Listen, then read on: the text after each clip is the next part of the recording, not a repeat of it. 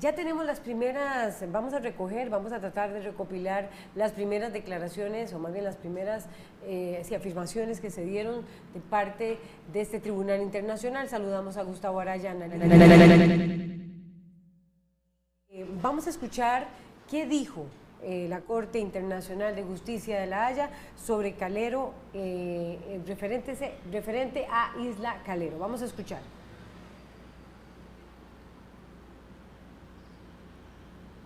Se extiende hasta la ribera derecha del Bajo San Juan, hasta el punto de su desembocadura hacia el Mar Caribe. La soberanía sobre el territorio en disputa, entonces, le corresponde a Costa Rica. La soberanía le corresponde a Costa Rica. Vamos a repasar este fallo histórico. Francisco Barahona. Bueno, como lo dije hace unos minutos, efectivamente ese es un tema central. Yo no creo en que la soberanía sea un concepto histórico. Es un concepto real que se vive año con año, que se renueva, que se enriquece el concepto de soberanía, por ejemplo, con los ribetes de tipo de defensa ecológica, de problemas de calentamiento global que trascienden los límites de una frontera, totalmente de acuerdo, pero sigue siendo el ancla jurídica y real de todo el sistema internacional construido sobre el baluarte de la Organización de Naciones Unidas. Ahora, permítame hacer varios comentarios. En primer lugar, como analista crítico que soy, yo no concibo cómo el presidente habla en tercer lugar después de que se anuncia el fallo final. En otras palabras, primero, la cadena de comunicación, creo que lo está manejando el SINART, le da el pase a doña Laura y después al mismo canciller. Entonces el presidente, que es el titular de la representación del Estado, habla solo en tercer lugar. Eso me parece a mí un fallo de protocolo que en ningún país del mundo se produce. No sé por qué, pero realmente yo lo quiero hacer señalar de cara a las personas que nos están escuchando. En segundo lugar, bueno, se establece en el fallo un periodo, yo diría una excitativa, una invitación de la Corte para que durante 12 meses Costa Rica y el gobierno de Nicaragua se pongan de acuerdo en cómo Nicaragua honra lo mal portada que estuvo desde el punto de vista de la violación de la soberanía de la isla Calero. Yo, permítame ser agnóstico, yo tengo serias dudas de que Costa Rica pueda llegar a un acuerdo y más bien pienso que de aquí a un año Costa Rica va a estar pidiendo a la Corte que establezca ella las sanciones financieras económicas a Nicaragua. ¿Y por qué digo esto? Bueno, caramba, lo que acaba de pasar en relación al tema de la negación de la migración, del camino migratorio de Estados Unidos de los cubanos, el despliegue de militares en la frontera de Costa Rica, una concepción ideológica diversa, un año electoral que enfrentará el presidente Daniel Ortega.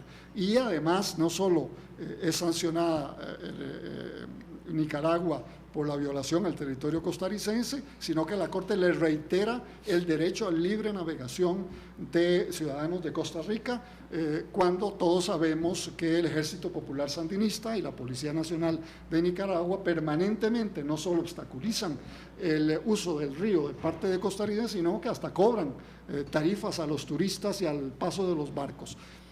Ahí yo quiero ser claramente agnóstico, me parece que la Corte hizo bien en crear ese año de espacio para que se recompongan las relaciones, pero lo veo difícil. Y para muestra un botón, en la prensa en Nicaragua ya comienzan a maquillar el fallo. Y entonces, por ejemplo, utilizan una palabra que a mí me sorprendió.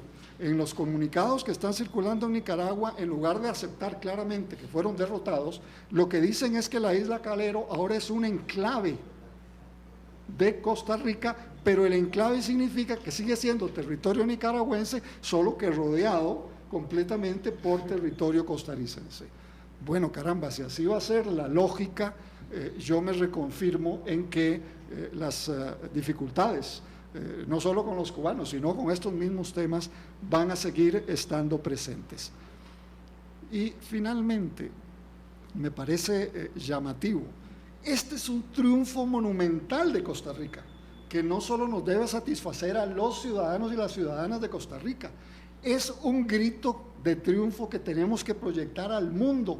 Es un país sin ejército recurriendo al sistema internacional, a la Corte Internacional de Justicia, para que corrija un entuerto, nada menos que una invasión a territorio costarricense.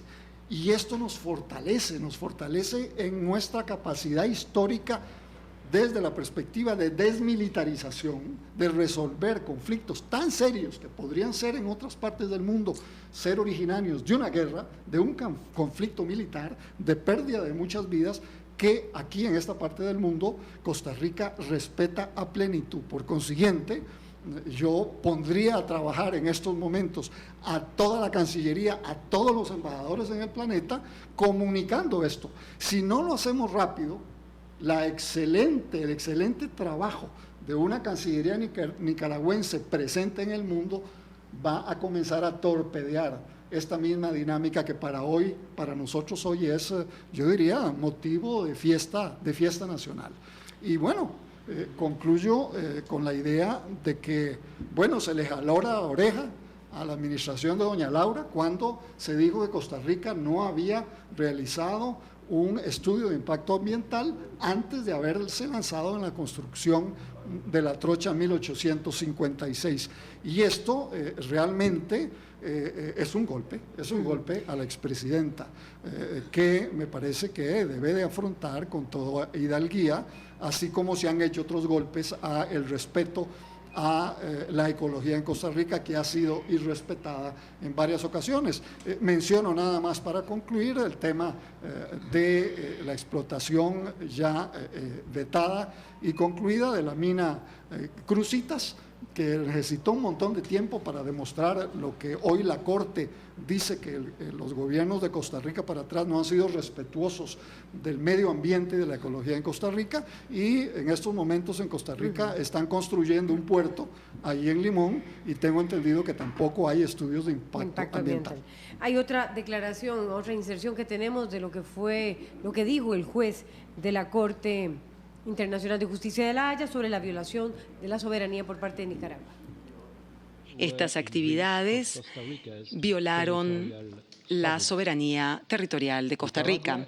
Nicaragua es responsable por tales violaciones, por lo tanto, tiene la obligación de indemnizar por los daños causados por sus actividades ilícitas. José Carlos Chinchilla.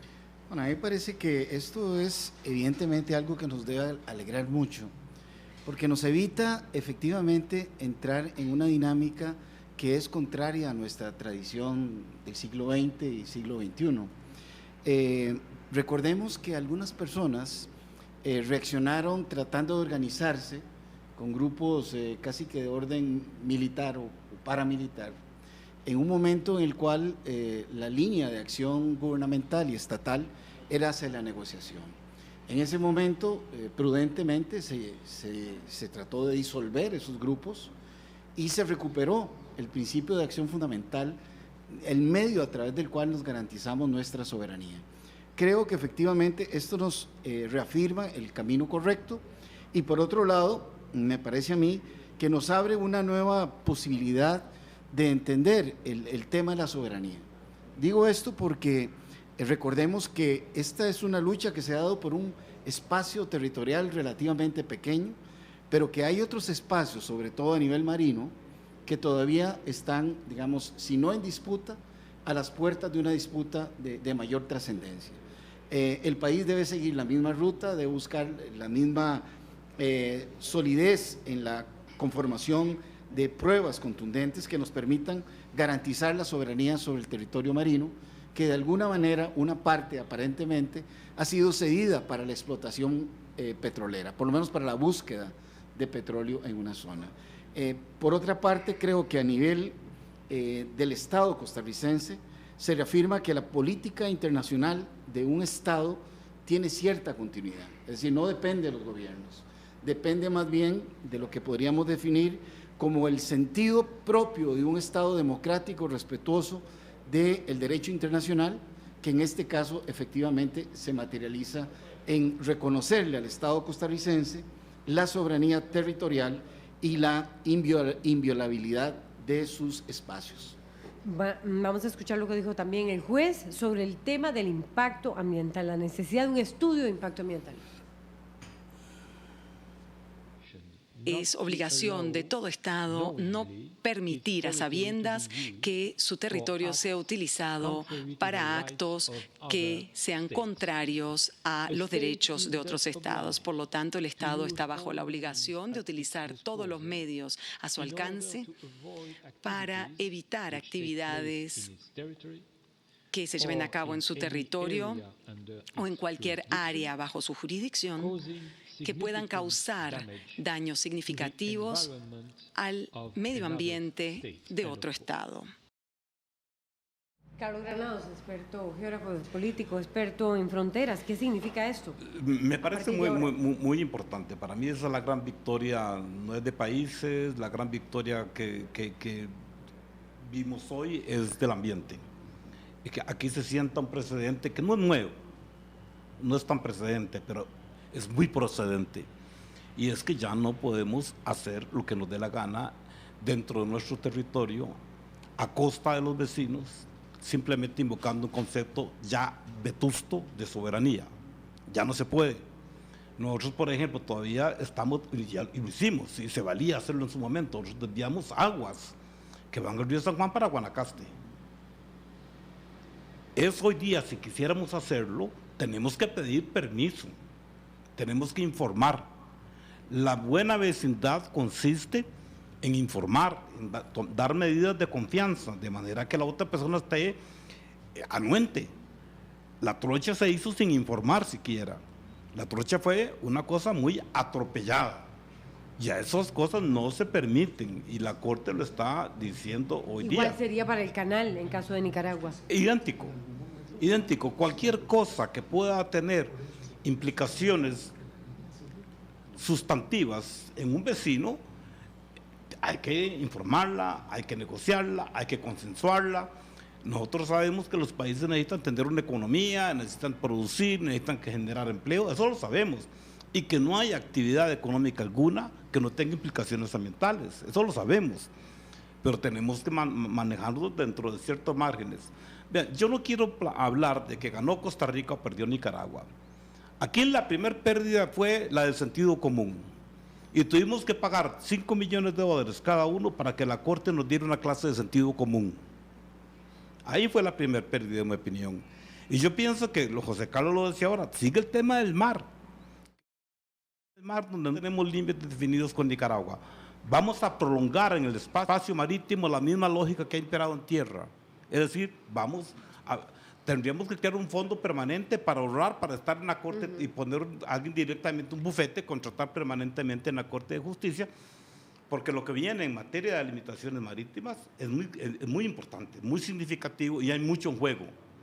Y no tenemos, bueno, esto de la Corte, el fallo de hoy ya tiene implicaciones para la delimitación marítima porque nos da el punto exacto a partir del cual trazamos las líneas en el mar.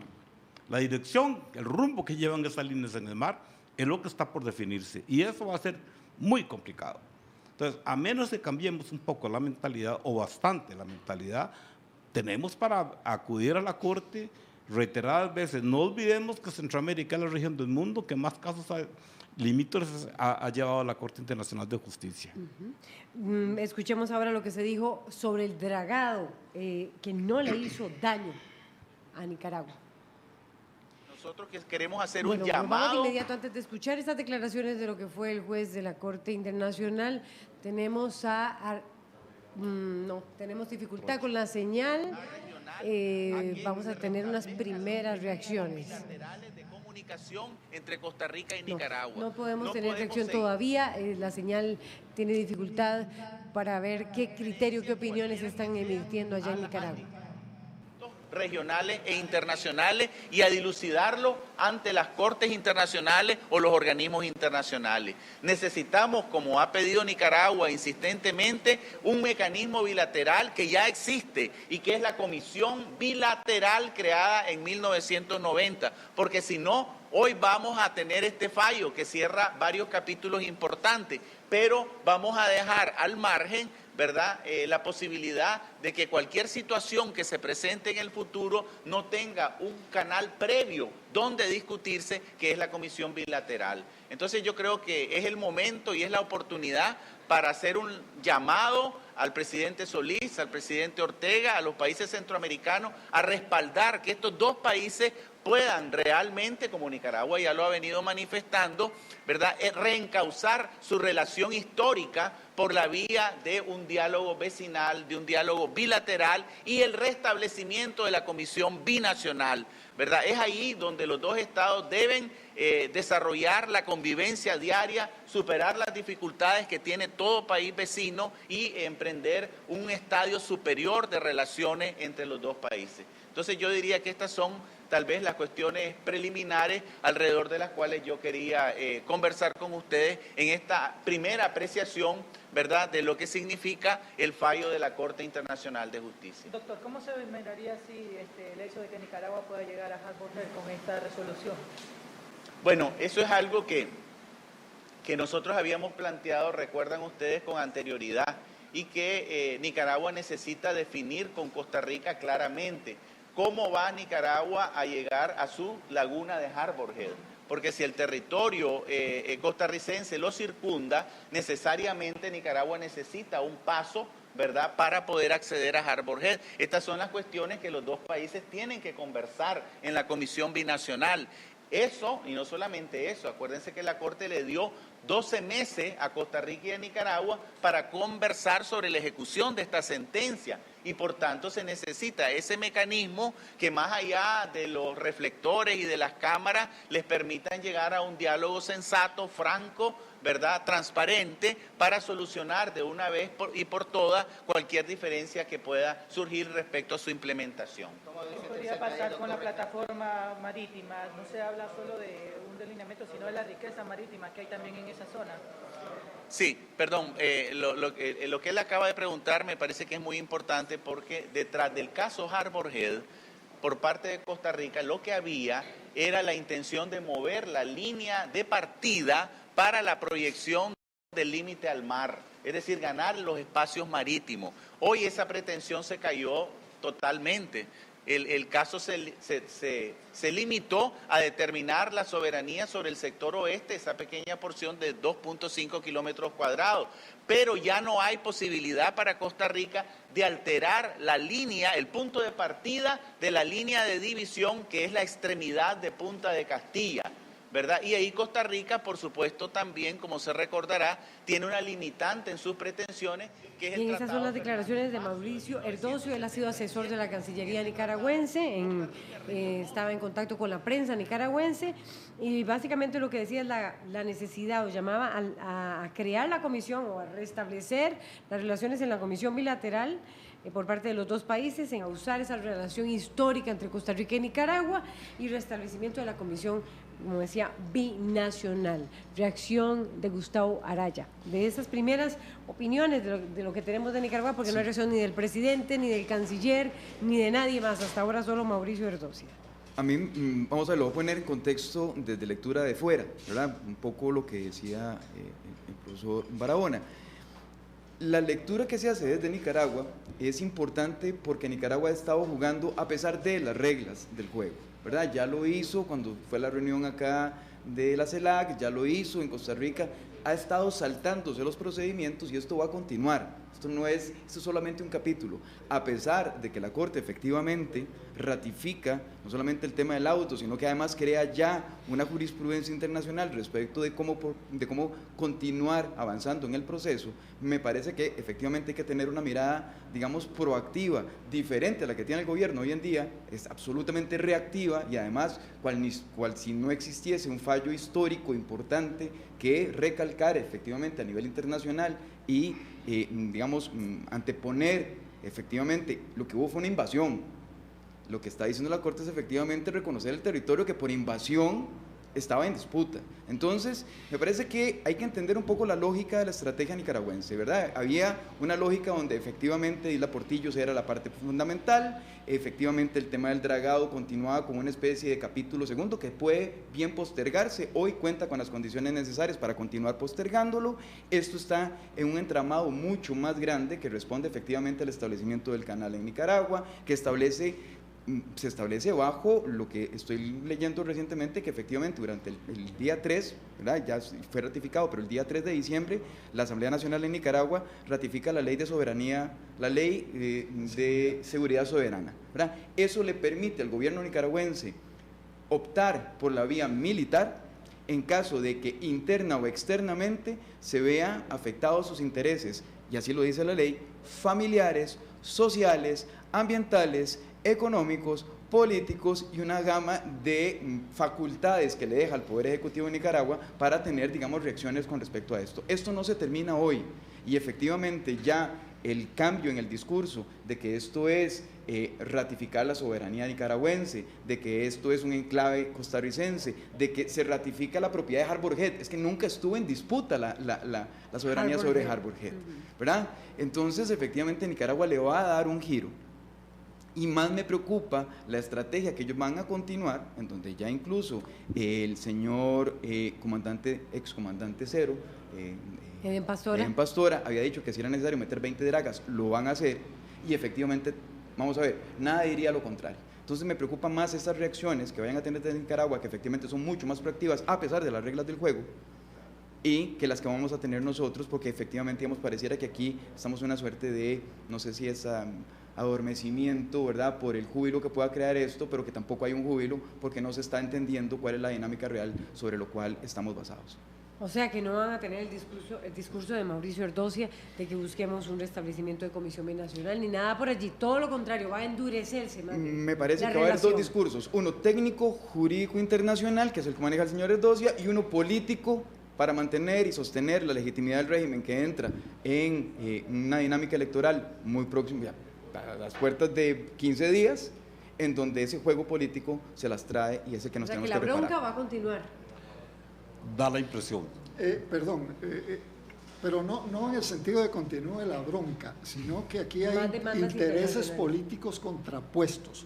De cara al tema electoral, donde el presidente Daniel Ortega va a volverse a lanzar a la reelección, obviamente van a tener que maquillar el resultado de la sentencia de la Corte, porque en el fondo es una derrota absoluta al planteamiento de Daniel Ortega, de su Cancillería y de su país. Completa. Y esa derrota puede afectar electoralmente el resultado de las elecciones. Recordemos lo que pasó en Argentina, repasemos lo que pasó recordemos las elecciones en Venezuela y ahora en Nicaragua, que es la próxima cita electoral.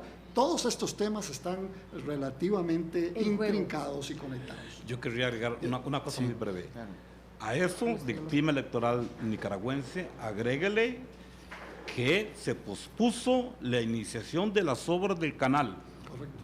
Y entonces el trapito dominguear, que es el canal, ya no va a servir para el año electoral.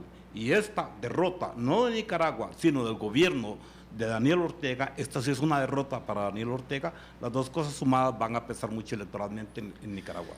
Yo diría que hay que esperar cuál va a ser la posición oficial. Ciertamente hay muchos intereses, pero también el riesgo de acrecentar esta derrota podría implicar efectivamente, internamente, la posibilidad de descalificar, digamos, la política no solo exterior de Nicaragua, sino también la política interior, ¿verdad? Y en ese sentido sería importante y prudente escuchar qué es lo que van a decir, cuál va a ser la línea a seguir. Ahora, lo que no tenemos ninguna duda es que la línea de Costa Rica sí debe ser la que tuvo el presidente, en mi opinión, hoy. Una línea prudente, muy segura del derecho internacional, muy segura de que efectivamente nos dieron la razón en los términos de la soberanía del Estado costarricense, y esa es la línea que me parece en este momento la más prudente. De lo contrario, podríamos entrar a crear un clima, a mi juicio, un poco insano, en términos de que efectivamente, digamos, nuestras relaciones comerciales, el flujo de transporte hacia el resto de Centroamérica, podría haberse afectado por una tensión que nosotros podríamos estimular. Convocar al diálogo me parece a mí que es la ruta adecuada y esperar efectivamente que estos intereses bastante específicos y particulares de la familia Ortega, que no son necesariamente los intereses del pueblo nicaragüense, digamos, no logren torcer esta posibilidad de abrir un diálogo constructivo necesario para que, como lo decía Carlos, no tengamos que invertir millones de dólares en llevar cada acción hacia La Haya. Yo creo que Costa Rica debe de hacer el esfuerzo diplomático de abrir esa puerta. Si no la rechazan, que la rechacen ellos, pero debemos, a partir de este hecho, abrir esa puerta del diálogo con el gobierno nicaragüense.